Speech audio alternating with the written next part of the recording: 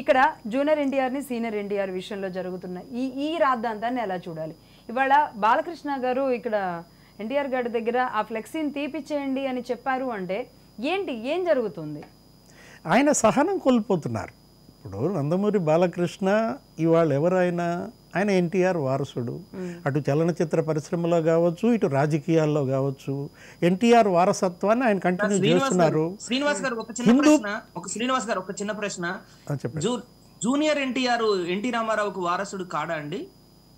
నేను ఇంకా జూనియర్ ఎన్టీఆర్ దాకా రాలేదు, వస్తున్నాను. ప్రజెంట్ ఇప్పుడు ఒకసారి మనం సీనియర్ ఎన్టీఆర్ అయిపోయింది, ఇప్పుడు నందమూరి బాలకృష్ణ యొక్క దీని గురించి మాట్లాడుతున్నాము. వద్దాం జూనియర్ ఎన్టీఆర్ దగ్గరకు కూడా. నందమూరి బాలకృష్ణ తండ్రి వారసత్వాన్ని కొనసాగిస్తూ ఎన్టీఆర్ అక్కడ హిందూపూర్ శాసనసభ్యుడిగా ఉన్నారు.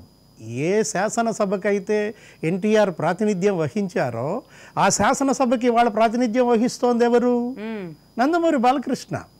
ఎన్టీఆర్ ఆశయాలను ఒక ట్రస్ట్ నెలకొల్పి ట్రస్ట్ ద్వారా సర్వీస్ ఇస్తున్నారు. ఇప్పుడు ఎన్టీఆర్ ట్రస్ట్ అమ్మ రామారావు చనిపోయి ఇప్పటికి 28 ఏళ్ళు. ఆయన చనిపోయిన 2 ఏళ్లలోనే ఎన్టీఆర్ ట్రస్ట్ పెట్టారు. ఎన్టీఆర్ ట్రస్ట్ ద్వారా ఇప్పటికి 20 లక్షల మందికి ప్రయోజనం కలిగించారు. 20 కోట్ల విలువైనటువంటి ఉచిత మందులు పంపిణీ చేశారు. 12,000 ఉచిత వైద్య శిబిరాలు నిర్వహించారు. 2,000 మంది పేద విద్యార్థులకు చదువులు చెప్పిస్తున్నారు. ఎక్కడ? చల్లపల్లి మోడల్ స్కూల్లో, ఆ తర్వాత మన గడ్డిపేట మోడల్ స్కూల్లో. ఇప్పుడు క్యాన్సర్ హాస్పిటల్ ద్వారా అందిస్తున్నటువంటి సేవలు మీకు తెలుసు. ఎన్టీఆర్ బ్లడ్ బ్యాంక్ ద్వారా అందిస్తున్నటువంటి సేవలు మీకు తెలుసు.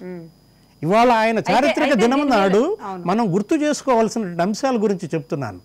ఏది? ఆయన యొక్క సేవలను, ఆయన ఆదర్శాలను. ఎన్టీఆర్ ఏం చెప్పాడమ్మా? సమాజమే దేవాలయం అన్నాడు, పేదలే దేవుళ్ళు అన్నాడు.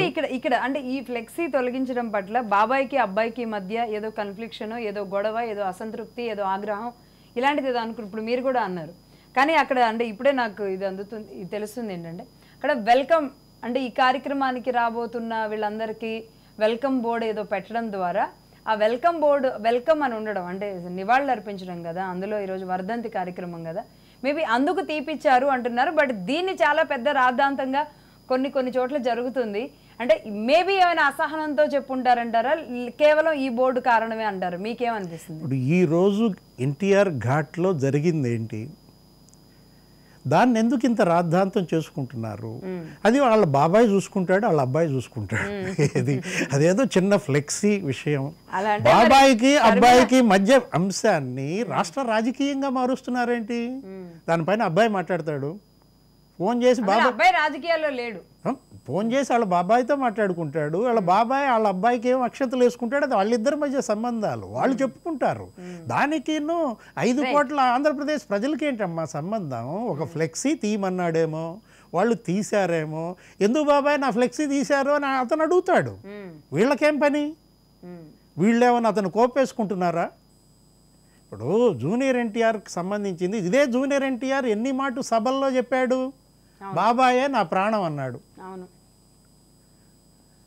అరే ఆడియన్స్లో ఉండి విజిల్స్ వేసాడు హీరోగా. వాళ్ళ బాబాయ్ ఫంక్షన్లో ఆడియో రిలీజు, ఆ తర్వాత అప్పుడు జరిగినటువంటి ఫంక్షన్స్లో బాబాయి అబ్బాయి మధ్య సంబంధాలలో మనమెవరమే జోక్యం చేసుకోవడానికి, మనమెవరమే వేలు పెట్టడానికి ఈ కొడాలి నాని వారి మధ్య సత్సంబంధాలు లేవని ప్రపంచం అంతా తెలుసు. మీరు ఇలా చెప్పినంత మాత్రాన్ని ఎవరు నమ్మరు.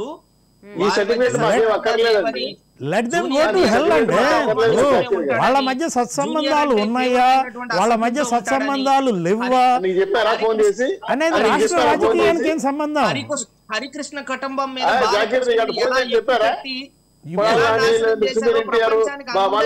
వాళ్ళిద్దరి మధ్య సత్సంబంధాలు లేవు అని అంటే మీరు ఇప్పుడు ప్రత్యేకంగా ఇప్పుడు మీరు